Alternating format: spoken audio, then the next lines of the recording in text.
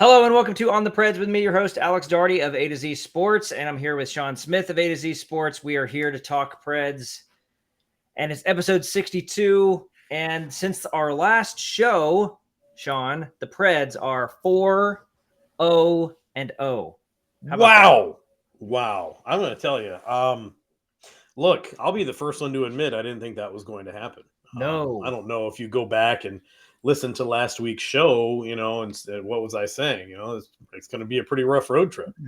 I have no problem admitting I was wrong. It's what 16 years of marriage will do to you. But realistically, what a great run they're on. I mean, what a great start to the road trip as well. They are on a good start to the road trip. They have won 2 games I did not think they could win, and they won 1 game I thought they probably should win. But they've beaten over the last 4 games since we last had a show. 6-3 win over the Canadiens, 5-3 win over Carolina. We will definitely talk more about that game. 3-2 win over Washington, and a 3-0 shutout over Ottawa. That was last night. So we're recording on Tuesday. We normally record on Monday, but that's because they played a game last night. We pushed it to tonight. And I mean, I don't know, like the way they're getting these wins is largely through goaltending. But there's been some timely scoring. I mean, they've put out some goals in there as well. The goaltenders aren't scoring the goals. Nope, they don't. They're not often. One time, one guy did that, but you can't rely on that. And they're still scoring some goals. And I mean, they are getting some luck. Their PDO, which is like a good reflection of puck luck, is super high over the last 2 weeks. So they're getting some of that, but that comes and goes. You're going to have stretches where you have really high luck and really bad luck. So they're in a high luck stretch right now, and they're winning. It's good. It's good for business. So I guess the Saros game, we were watching that. We had a little programming meeting. Yep. At the Smith household. At the Casa de Smith. Casa de Smith. We were watching the Saros. We had no idea going into that night that we'd be watching history. Pretty remarkable night for UC Saros. I mean, but obviously you can't come away with that game thinking that it was really a good. How did I put it? I think I said it wasn't a step in the right direction. You cannot go into a game in which a goalie allows or has to make the second most saves in a regulation non-overtime game ever in order to win. Yeah. And think, oh, we're doing good things. Well, it's interesting, and I'll say this. As much as everyone was celebrating the fact that Saros had broken this record or set this record or come so close to whatever you want to say, he was nearing the record. He tied the record. He broke the Preds record. He got close to the record overall. It was exciting. I mean, we were sitting there and started shouting out the save numbers. That was fun. You don't often get to experience something like that. But in the same breath that everyone is praising Saros, you also have to say he only had to stop that many because they allowed that many. Now, granted, Alex, don't get me wrong. It was against a team that shoots a lot. The Hurricanes are a shooty team. That's a technical term there. I just pulled out from my toolbox. But, look, they're a shooty team. They're going to get a lot of shots off. But that was some otherworldly shooting and quite frankly, way more than should have been allowed. UC Saros, his own words after the game, they shoot a lot of pucks. They do. That's what he said. That win was pretty crazy. And I don't think anyone expected it to look quite like that. And then the next night they go into Washington. We skipped over the Montreal game, but we can skip to that. It's fine. They played well. They scored a lot of goals against Montreal, who's bad. And the Washington game had, Sean, a couple of goals that were pretty cool to watch. But the way that game unfolded, the Predators were up early. Tommy Novak scored, and then Washington tied it up. And then Jakub Trenin did this, and I want to show this goal. If you're watching on YouTube, you can see it. Or if you're just listening, you can always find it on Twitter, YouTube, whatever. But Jakub Trenin had this goal against Washington. Backhands, gets deflected, but stays with it. There's Parsonen comes in, and that puck just goes right to the net. Lozon, Trennan tips it. Watch this, right out of midair, up in the air, bang, bounces.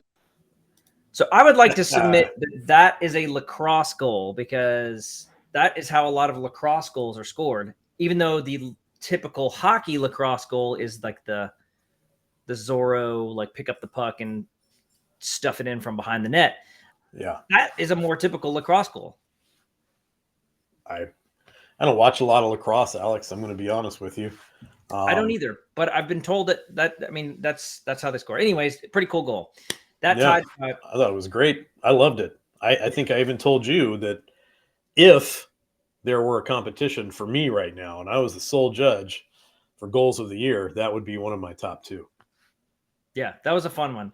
And I definitely didn't see that coming. And so far, and Jakub Trenin has stopped slamming his head into the glass after goals, which is disappointing. Yeah. I thought it was his trademark. I guess not. I've gotten used to it. Yeah. And then after that, the Capitals tied it up in the second period. And then in the third period, another incredible goal that came out of nowhere that I did not see coming. And here it is from Ryan McDonough, his first goal as a Nashville Predator in dramatic fashion. Too. We've got to get that, but look at McDonough. We talk about the details. He's a defensive defenseman, but he's got offensive skills too. Sees the time to go. Look at this little chip play. He is just barreling to the net. Look at this move. Absolutely freezes Lindgren, takes it to the backhand, and then right into the glass he goes. Watch this. What a move. Tucks it in, going down. That looks like Alexander Ovechkin right there. McDonough into the boards, wait for the pretty exciting there. Ryan McDonough just taking that feed, but that backhand feed from Johansson and going to the net, deking the goalie, and a backhander right into the back of the net. That was pretty amazing. Yeah. That's just McDonough getting it McDone, if you know what I mean. He got it McDone. He sure did. That I don't know. Go ahead.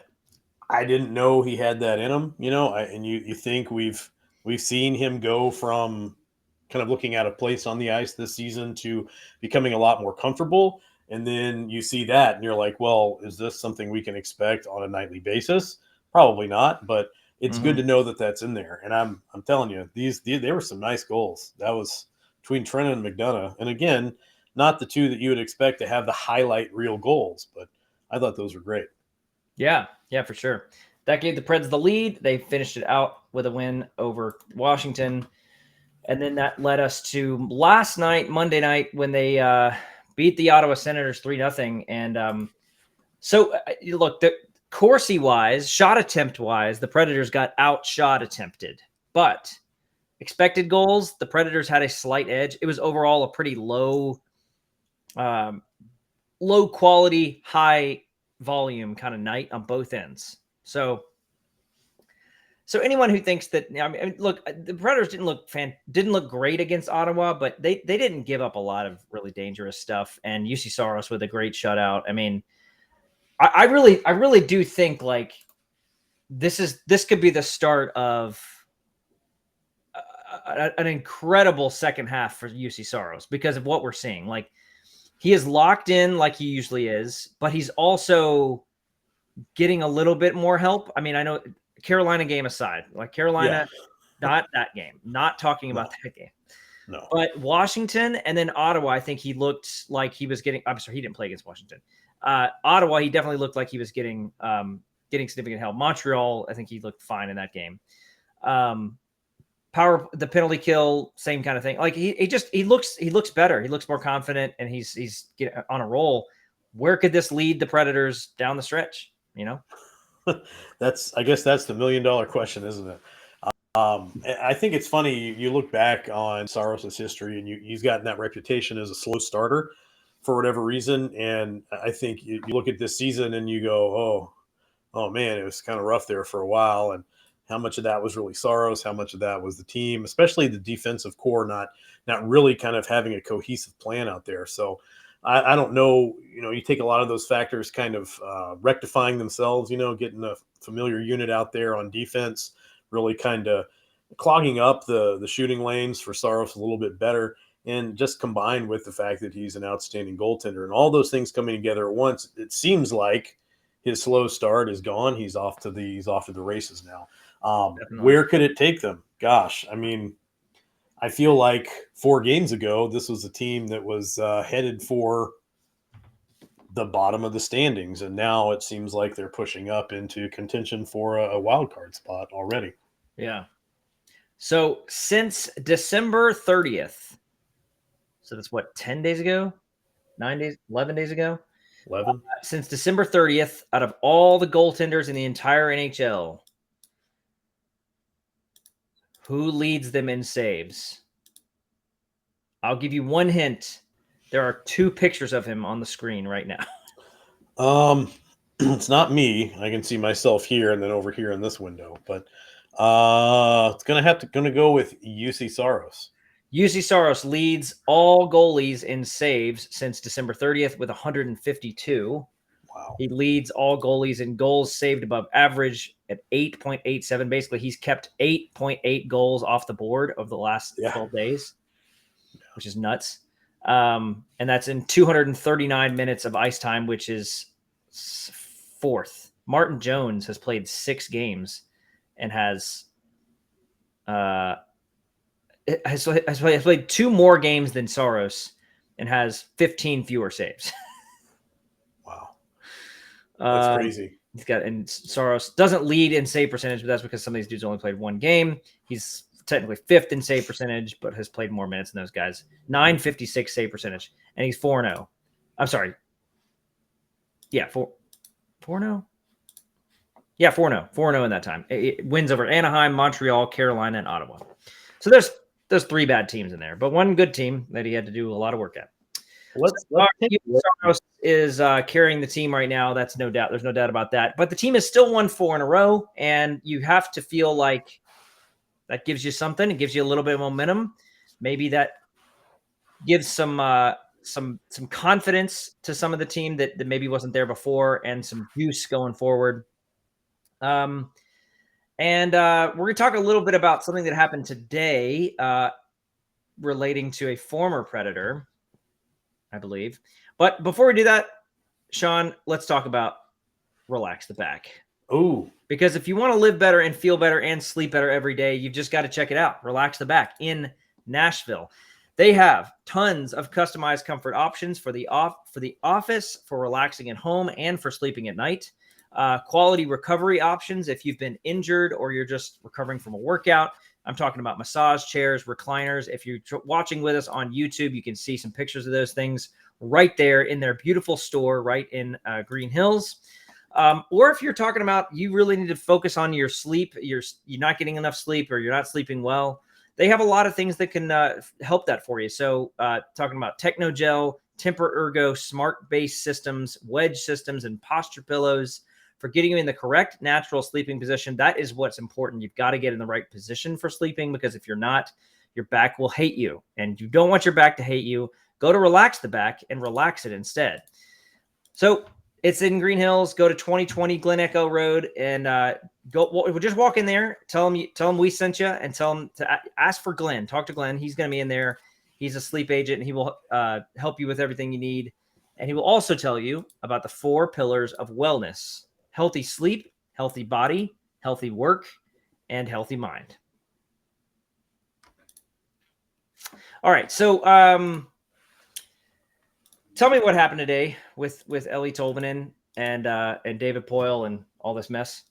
Okay. Alex, there's been a lot of excitement on the Twitters. I don't know if you keep up with the Twitters, but let me talk to you about what happened. Dave Poile, general manager of the Predators, had his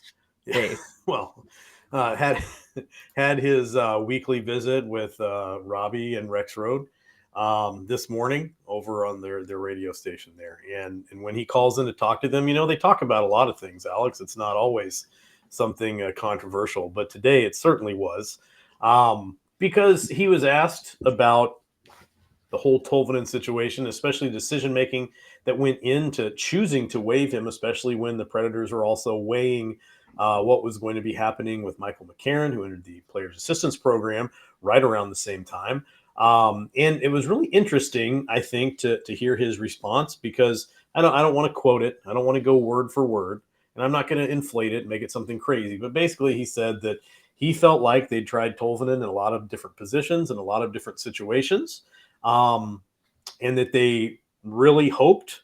Now, he didn't use the word expected. He said he really hoped that he would clear waivers and that he would be able to go back to Milwaukee and work there with Carl Taylor and maybe be able to come back up to the Predators team in Nashville. But unfortunately, as we all know, that was not the case. He was claimed by the Seattle Kraken, and after being healthy scratch for a few games after joining the organization, he started playing on a nightly basis and has played in 5 games in which he has 5 points, 3 big goals, 2 assists, 2 goals on the power play, which makes him a point per game player. And Poyle said, if he continues to have success there, then that one's pretty much his fault. That he would take the hit on that one and admit that he made a mistake. So what do you think about that? I mean, it's pretty interesting that it happened. I think I'm pretty surprised that he would even say something like that he would even kind of admit to being wrong about something. I mean, not that he, not that I know what you're saying. Not that we'd expect him to lie, but I mean, right. He's a GM, and I think that it's pretty established at this point that he's going to say whatever he can to make the organization look good. GMs play their cards close to their chest regardless. And I think the word that I would say here is transparency. That was a lot of transparency that I don't think we're used to getting, and not in a way that he's trying to hide things or cover things up, but you usually don't get that kind of candor. You don't get that kind of just straight up honesty. And I think, for me, if I go back to Tolvanen being waived, I still get it. I understand why they waived him. He was being used primarily as a two-way, mostly defensive forward, playing on the fourth line with some guys that were in there to basically be a stopgap, waiting for the first line to come back out. And realistically, I get it. I keep saying this, but I get it. He'd had a lot of opportunities. They had tried him in a lot of places. Whether or not they had soured on him, I think is up for debate, because if they'd soured on him and Tolvanen kind of felt that, I think there's definitely a way that impacts how you carry yourself, how you play the game. And he even said after getting picked up by the Kraken that he felt like the fresh start was good for him, and he felt really happy to be there and happy to have another chance. And it seems like he's making the most of it. If he comes back and is successful, which I think would be great. I've enjoyed following Tolvanen since he was drafted, as a lot of people have. I'll be honest. I think it would be a great thing for Tolvanen, but I also think for the Predators organization, while they may have to admit, we probably shouldn't have let him go, I don't know that he was ever going to have that kind of success in Nashville, because I don't know that they were ever going to put him in a position to have it. Okay, so I'm going to disagree with one thing he said about the issue with that he got a lot of chances. I feel like he got some chances, but I just don't know that he got a lot. I think the fact that he played a mostly bottom six role. Now, I will say he did play with Cody Glass quite a bit this year, and I think that was a good person for him to play with. But I mean, if his real ability is on the power play, and he's only playing on the second unit, right? That second unit is just really bad, and has all kinds of issues, and was really bad early in the year, and pretty bad last year too. Yeah. So I don't know that they really truly gave him a lot. Although I will say, I'm surprised. I'm interested to see. He's playing with some pretty skilled players over there in Seattle. He's playing with Yanni Gord, and he's playing with Oliver Bjorkstrand, who both of those players have considerable skill. Those are not grinders. No. So I don't know. I mean, it could just be that this is just a situation where the two parties were never going to work out. And that is really not what you want to hear if you're a fan of this team, because you don't want to be in a pattern where you keep drafting first round forwards and then, it's not going to work out. Kevin Fiala. Well, it's just didn't work out between us. Austin Watson. Yeah, couldn't really develop than we wanted to. Colin Wilson didn't really work out. Eeli Tolvanen, Philip Tomasino. Are we going to be saying the same thing in a few years?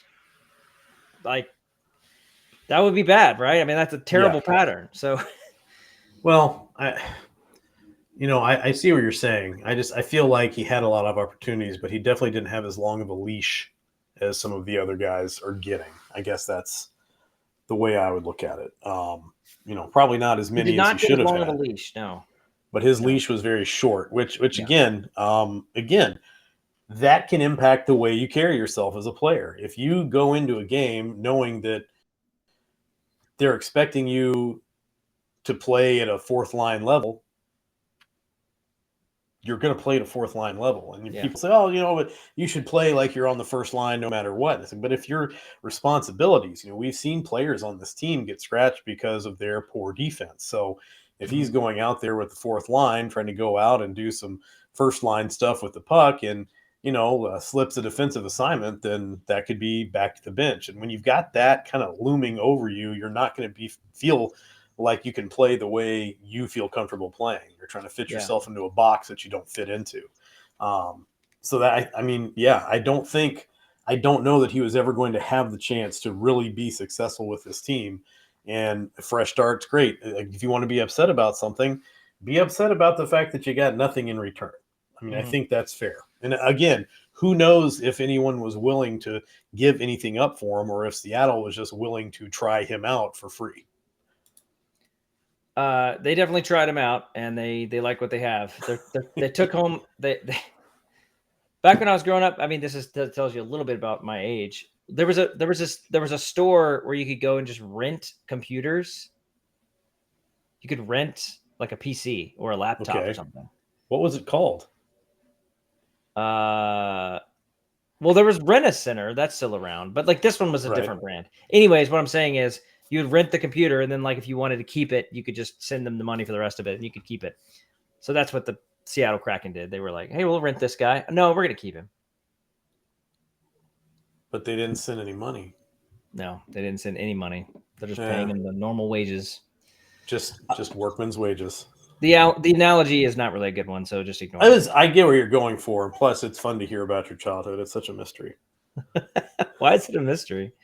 Like, all the Alex Doherty fans online are just always, what was Alex like when he was little? We want to know. Yeah. And you're so well. You all the Alex Doherty fans so online, all the Alex Doherty fans online today were very mad at me for various things. Let me see if I can get this loaded before I'm trying to stall for time here. So I did a poll today. Okay. What does this look like? I think that'll work. All right. So I did a poll today, and because I was curious about maybe where people thought how people were really thinking about this Tolvanen thing. And my poll was, which of these is David Poyle's biggest mistake over the last 5 years? And I tried to come up with the biggest ones, and then I just provided a something else option. So the first one was Kyle Turris, the trade and signing of Kyle Turris. That was in November of 2017. So just over 5 years ago. Waiving Eeli Tolvanen, the Granlund for Fiala trade, and I just said something else. Something else came in a very distant 7%. 7% of the people was dead last that was the result. Here are the poll results, Sean. Let me see if this works. Okay, I'm ready. Hey, there we go. I got it work. Hey. 1,000 people have voted. 46% said the Kyle Turris trade and sign was the worst decision. Second place is Eeli Tolvanen. So 30% of the people said it was Eeli Tolvanen. And then third place was Granlund for Fiala. Fourth place, something else. So that's interesting to me because, number one, all the people who are so mad about Eeli Tolvanen, it's still, and the fact that just happened, I even admitted that there could be recency bias here. I was thinking people would probably, more people would vote for Eeli Tolvanen option because it just happened. It's fresh on their minds. But that came in second, a pretty distant second place to the Kyle Turris thing, which is very interesting. Yeah. You're roughly looking at about 300 people versus 464 people who feel that Turris trade and sign was worse than waiving Tolvanen. And I should also mention, I think the Kyle Turris trade and sign is not just about the contract for Kyle Turris. It's about they traded Sam Girard. They gave up a second-round pick, I think. The trade overall was just a really bad trade, and then they also signed him to a long contract that they eventually had to buy out and are now paying him $2 million a year. Yeah. So, yeah, I would pick that as the biggest mistake over the last few years. And the Granlund for Fiala was really just, I don't know that was a huge mistake. I think it was temporarily a pretty bad one. But considering that Minnesota doesn't have Kevin Fiala anymore. Yeah, that's and true. The Predators still have Granlund, and he had a great year last year. Like it's a little bit more even than you'd think. Right. Something else, of course, there were people just hiring John Hines. Was like that was a throw in. People just adding that with it. So what do you think of that? Do you agree with the fan base there? What do you mean? Do I think that the biggest mistake was the Kyle Turris trade and sign? Yeah. Which one did you vote for? Did you vote? I did. I voted for something else. Oh, you did? Yeah, I voted for something else. Do you care to reveal who you voted for or what you were voting for? Not right now. I don't want to. It's personal. But oh wait, I think I know. Okay. Go ahead and guess, and I'll tell you if you're right or not. No, I won't guess. I'll keep. No, guess. I do know what it is. It's the Ryan Ellis trade. Yes, it's the Ryan Ellis trade. It broke my precious son's heart, Alex. Right in two. We were on vacation, and we spent an entire day of vacation with this poor, distraught, crying child that was just absolutely heartbroken. I'm very sorry to hear that. That his favorite player was being sent away to the Philadelphia Flyers, which, I mean, a bit of a silver lining. He already liked the Flyers just because they have Gritty, because, he was 6 at the time. And so it was kind of like, well, he'll get to be there with Gritty. And he was like, okay, so that's not too bad. So did you sit your son down and say, listen, son, this was a business decision. David Poyle and the front office have a fiduciary responsibility to the shareholders of Nashville Predators hockey. He can't just sit there and pay Ryan Ellis $6.5 million a year for the next 5 years, especially when he knows that the injury probability of Ryan Ellis is very high moving forward. Don't you understand, son? Did you tell him all that? That would have ruined the vacation pretty damn quick. So no, it was really sad because it was interesting already. It had been an interesting vacation. It was a 3-week in our camper situation, going a lot of the we were up in South Dakota for a long time. And we pulled into, I want to say it was Sleepy Eye, Minnesota, to spend the night at a hotel that had a washer and dryer because we needed to wash our clothes. So we spent a night out of the camper in a hotel, and they had a pool. So he was very excited about the pool.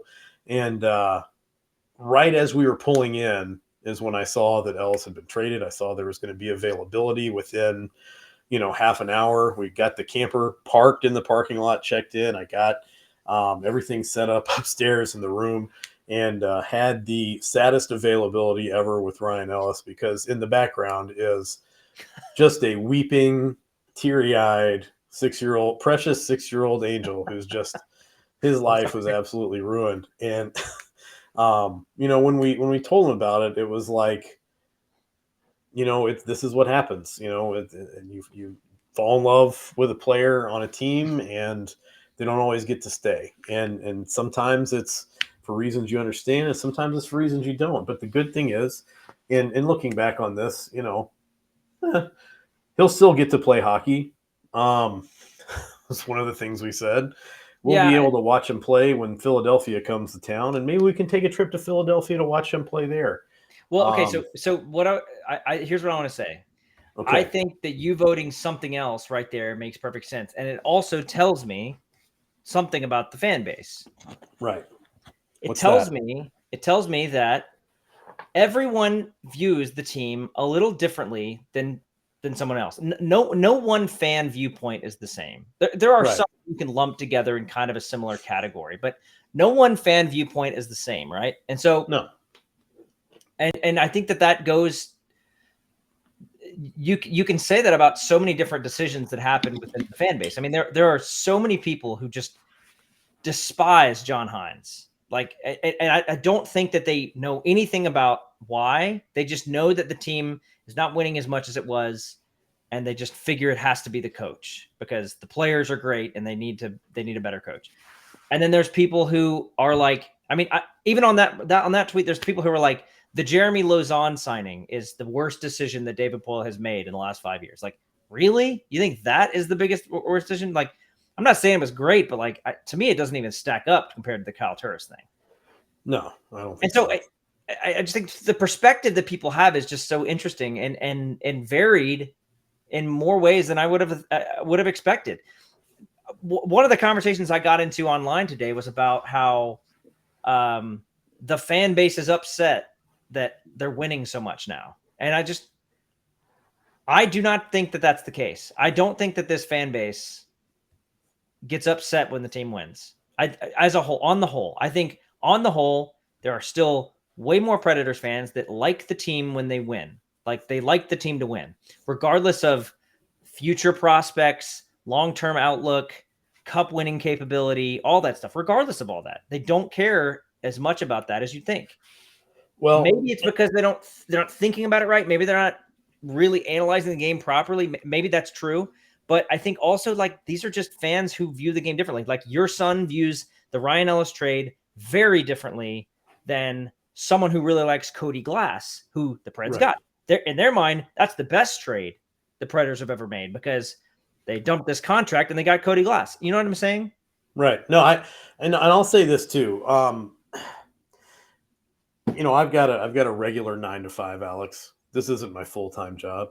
Yeah. I know it's hard to tell sometimes, but I'm on Twitter a lot because of hockey, because of covering the team and following the team beforehand.